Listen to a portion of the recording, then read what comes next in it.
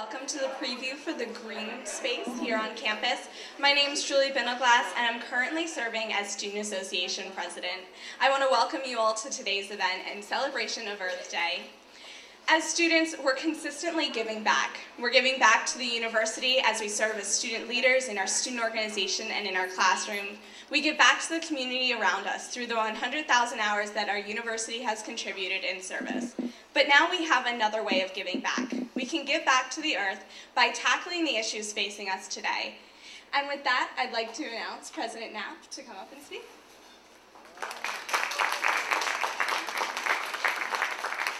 Thank you, Julie, and I'd like to begin by thanking you for your leadership with all your fellow students who have not only have played a role in helping to guide a lot of our sustainability efforts with ideas that you come up with, and we're going to be talking about some of those later on in the program, but also just to inspire the efforts of our faculty and staff and all of us in taking as seriously as we now are the whole issue of sustainability. By the way, we're standing right next to our newest residence on campus here, Square 80, which as you, South Hall here on Square 80, which I think most of you, if not all of you by now know, has achieved, Ruffles,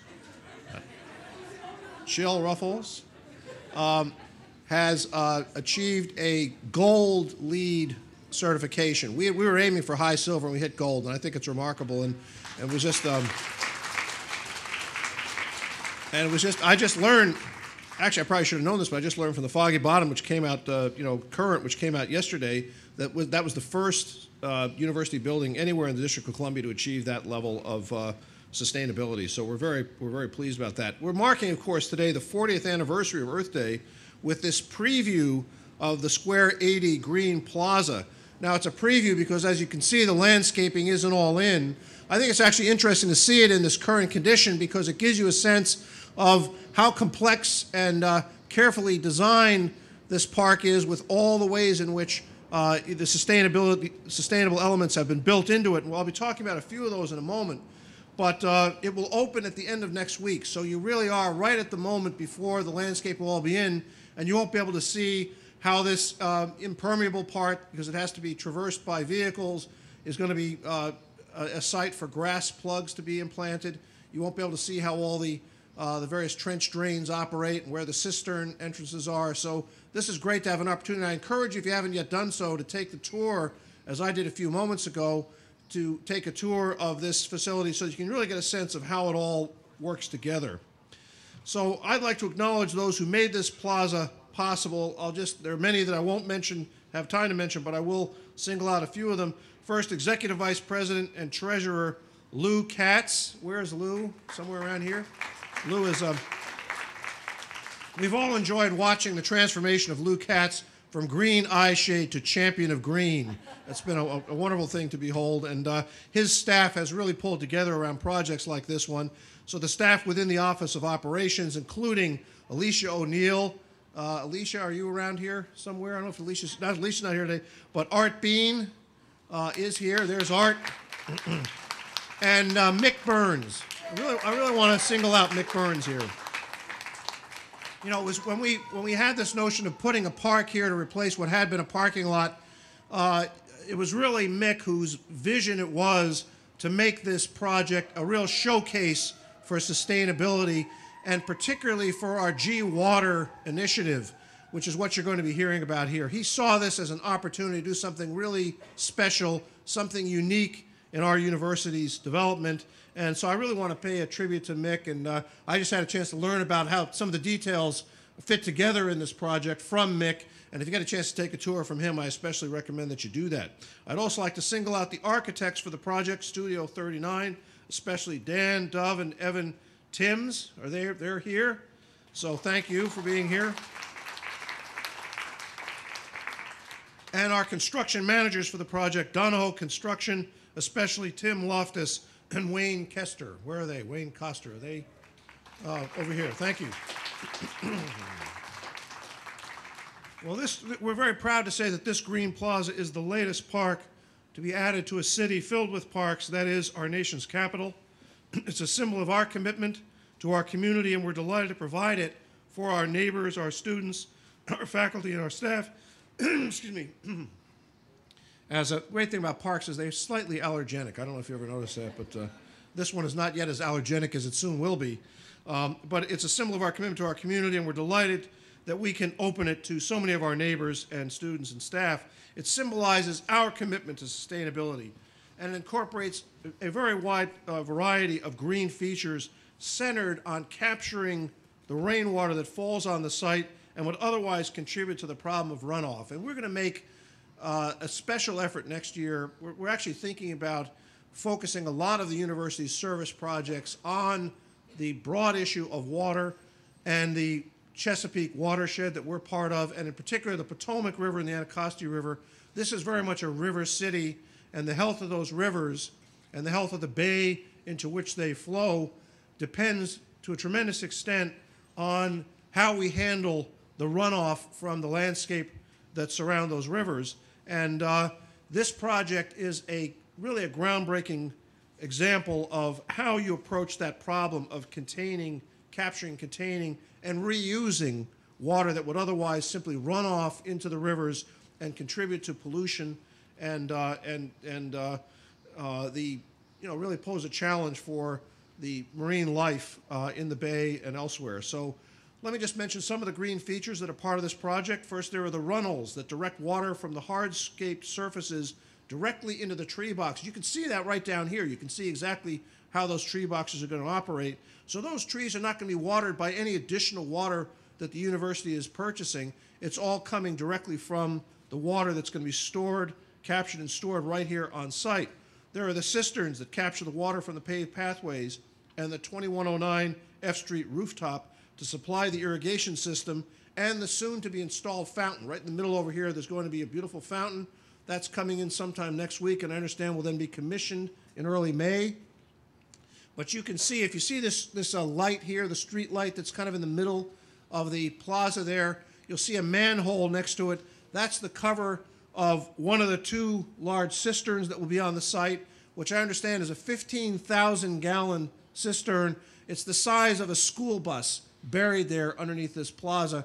That will be adequate to capture all the rainwater coming out of the site, so none of the water that comes down on this site will be flowing into the city's system. It'll all be contained right here, and that actually saves us some money because it means we don't have to pay a sewer fee, a storm sewer fee, for the runoff from this site.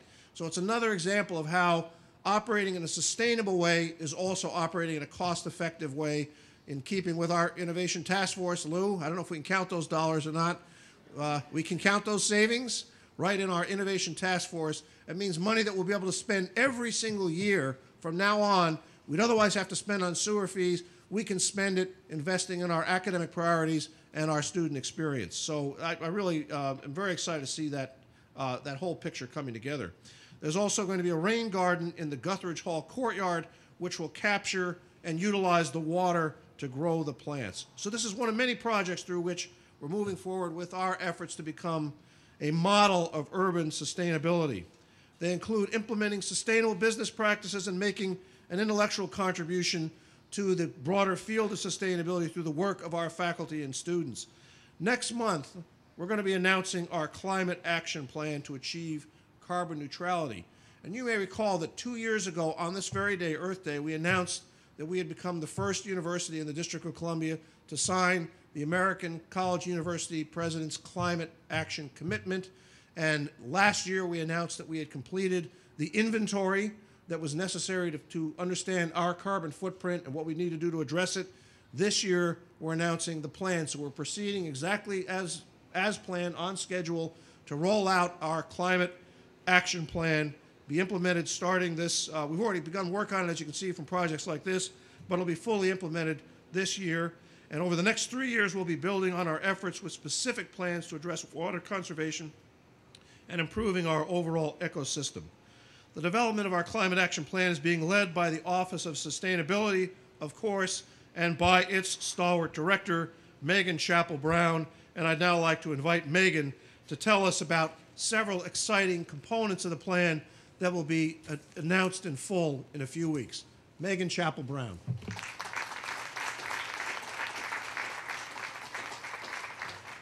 Good morning. Thank you all for being here. It's wonderful to see you here. I'm so glad it's not raining. The sun is out. And thanks to Kat Leah for pulling off another wonderful event. I'm really grateful for that. I also want to give another shout out to Mick for taking the leadership to really do this differently, and the courage it takes to do that is very important. We want to see that more and more through everyone here at the university. A great example, Mick. Thank you. And I also wanted to congratulate Nancy and Art, if you could raise your hands, and the team that made South Hall gold. This is wonderful. So, as you probably know or have heard, today's the 40th anniversary of Earth Day. And things are a little different now than they were 40 years ago, in a good way. You can see that sustainability is now a part of our planning and design processes, whether it's open space, land use, buildings. It's also a part of how we make decisions as consumers. It's really different than it was 40 years ago, but some things haven't changed. And one of the things that hasn't changed is that need to still focus on how we're creating a healthy and thriving system that we as human beings are a part of, and how we maintain that healthy, thriving system for future generations to come. So that's something to keep in mind today. It hasn't changed since 40 years ago. On May 15th, as President Knapp mentioned, we will be finalizing our Climate Action Plan, which is one of our first priority areas here at the university. And Chris Luthi, she's the one who's managing all that, so thank you, Chris, in the Office of Sustainability. The plan is going to show our options for carbon neutrality. There's been a lot of work done by the implementation team members, which is all of the staff throughout the university who've been figuring out how to reduce our footprint through our buildings, our transportation, and other things that we're taking into account. Big thank you to them, and also big thank you to the advisory group that's made of students, faculty, and external partners who have given us expertise and vision and perspective on how to make the plan more and more cutting edge and how to really keep our eye on the prize to make it a very visionary plan. And also thank you to the Sustainable Leadership Council, which is our leadership here at the university who's taken the time to review the plan and whose staffs continue to help us push that plan forward. One of our big announcements that I'd like to make today, and you can read more about it in GW Today, is that out of the Climate Action Plan, something that we'll be launching is a revolving fund. It's going to be called the Green Campus Fund, and we're committing $2 million to launch the Climate Action Plan. That will be seed money to start implementing the projects that the implementation teams and the advisory group have developed. Another big component of the Climate Action Plan that you can see more in full as we publish the plan. The plan will be publicly available on May 15th, so you can read it. But one of the components is that we will be committing to using all of our campuses as a test bed for green technology. So that will have implications such as next week we'll be putting out a call for solar thermal hot water on a few of our residence halls, and so that will be our first technology foray as we use our campus for testbed for new green technologies. So those are two of the big, exciting announcements that are coming out of the Climate Action Plan, but I also wanted to recognize the new Institute for Sustainability. Mark Starrick, could you raise your hand? Mark is a faculty member who has pulled together faculty from across the university to have an interdisciplinary institute on sustainability. And is Leo Chalupa here or Lisa Benton Short? Are either of them? Okay, they weren't able to make it. But also out of our Office for Research, there's a new task force of faculty who are looking at priority areas for the university to focus on in terms of sustainability research. And they've been working really hard on that this year, and I wanted to recognize them. And Kathleen Burke, Dean Burke, are you here? Wonderful. Her school, College of Professional Studies, is going to be offering a new certificate program in urban planning that is about sustainable urban planning, and that's going to be starting in 2011. So we're really pleased to have that offering here on campus. So those are all of the big things that are happening. One thing. Dean Barrett is here. We should mention the GW Solar. I just want to mention, I just noticed Dean Peg Barrett is over here. We started this week celebrating Earth Week with a symposium, the second symposium hosted by the GW Solar Institute. So glad to see Dean Barrett here as well, just as we're recognizing the important faculty and student activities that are all focused on sustainability across the campus. Thank you. You took the words right out of my mouth. Sorry. That's okay. So the things I just announced were some of our new initiatives, but I also wanted to say that we did kick off our week with a big symposium from the Solar Institute that we were really thrilled to have here on campus. I was talking to Deborah Jacobson last night, who's a faculty member and co-director for that institute, and she said that the right people were there and the right conversations are starting to happen to make solar, to create the policy that will enable solar to become a reality on a much larger scale than it has been previously. And one other thing that launched this week that has been an ongoing program is Planet Forward. And we had a really wonderful viewing and taping of their internet show. And Frank Cesno, who's the faculty member who led that out of SMPA, there we go, out of the School of Media and Public Affairs. He led a conversation with Lisa Jackson from the EPA, and it was a really wonderful event to have on campus and dialogue around how we're going to be moving some of the legislative processes forward. So there's lots of great things happening on campus. As this week comes to a close, I encourage you to check out our calendar online so you can see what's up for the remainder of the week. But finally, I want to recognize the students here at GW who continue to show that leadership is very important at a young age. If it weren't for young leaders, we probably wouldn't see change happen as quickly and as effectively as it does. Our students here at GW have that potential for leadership. Not only do they have the potential, they're demonstrating that they know how to be leaders.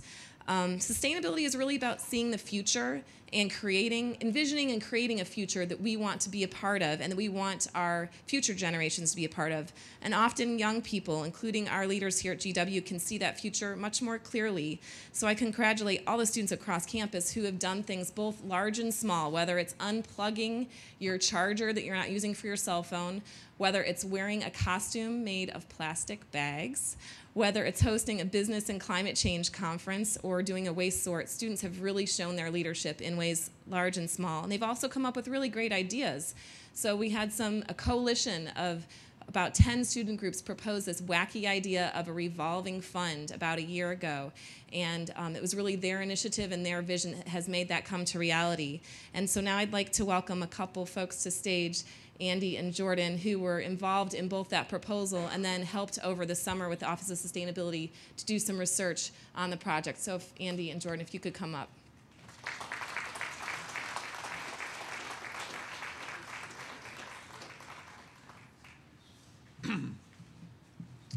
Hello, everyone.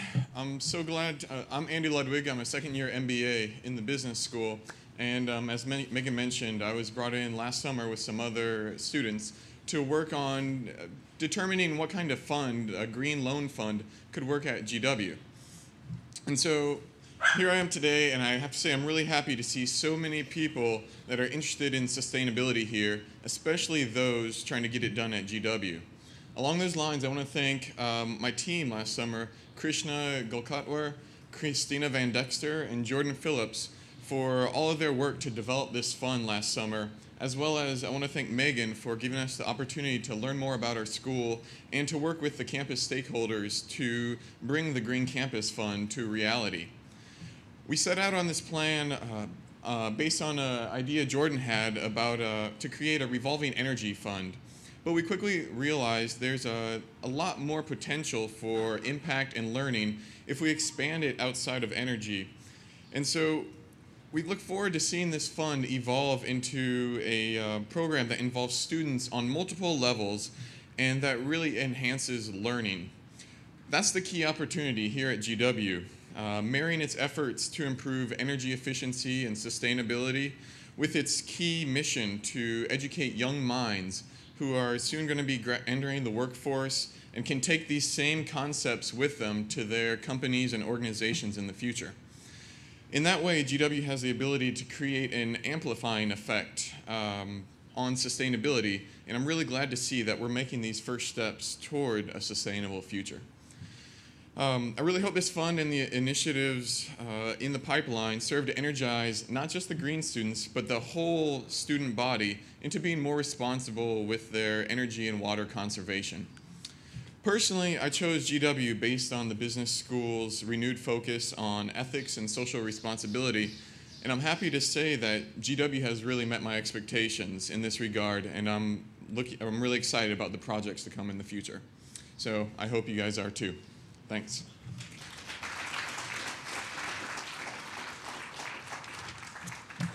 I'm Jordan Phillips, junior in the business school, and in my freshman year I started an LLC called Revolution Green. I think some people from Revolution Green are here. Long time ago it seems. But our mission was to use education and infrastructure changes to show that even busy GW students living in a crowded city could drastically reduce their environmental footprint without much change to our lifestyles. Our project was a great success. However, we realized that when looking to the future, a permanent source of green funds did not exist. Well, for 2 years behind the scenes, we students have been working to turn this idea into a reality. The fund that is being unveiled today is the product of a widespread grassroots student effort across campus, from undergraduate to graduate groups, business groups to law groups, to environmental groups. I would especially like to thank two students, Corey Antonakis and Mike Aloy, for helping me network and mobilize the students to gather the support that we needed to show the administration that we were serious about turning GW into a leader of sustainability. But of course, none of this would be possible without the GW administration, specifically the Office of Sustainability, which heard out our proposal and showed us that the students' voices really matter. But most of all, thank you President Knapp, Vice President Lou Katz, and Megan Chappell-Brown, as well as the rest of the GW administration for making this possible. This is a monumental step forward for GW in terms of sustainability, and I know students are eager to use green technology to start shaping our university. Thanks so much for letting us have this opportunity.